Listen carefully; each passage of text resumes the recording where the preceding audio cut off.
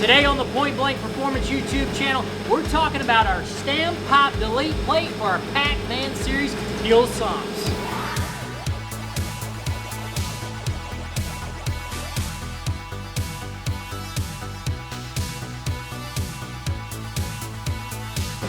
At the beginning of this year, we knew we wanted to upgrade our Pac-Man series fuel sump. What better way to do that than on an 1100 horsepower truck, Black Adam?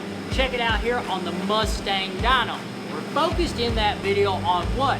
Our Mega Pac-Man fuel sump. We show you guys the low pressure gauge. We deliver this, a static test, a dynamic test, and overall, will your fuel pump become quieter because of less return pressure on the standpipe, right?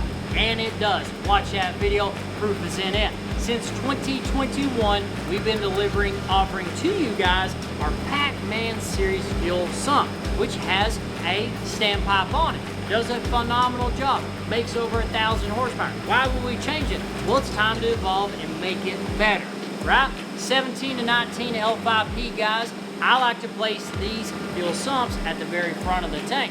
You may have to come in, you may have to trim that standpipe. A little bit of a pain in the ass, so guess what?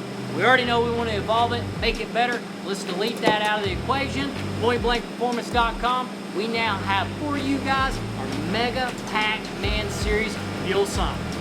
So how do we accomplish deleting the standpipe from our Mega Pac-Man series fuel sump? Simple as this. Take the standpipe out, CNC a top plate with the return port in it, but we need it to seal off, right? Because this goes over the top, but we don't want this. We don't want a cross-contamination of air into our feed port.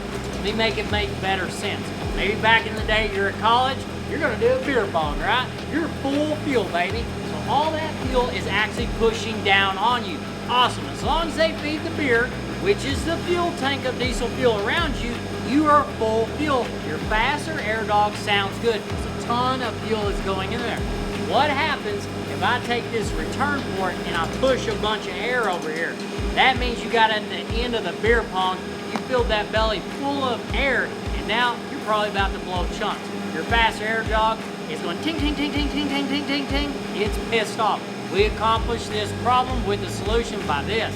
At the top, we go in and we add an O-ring. So when our top plate goes over, it actually seals.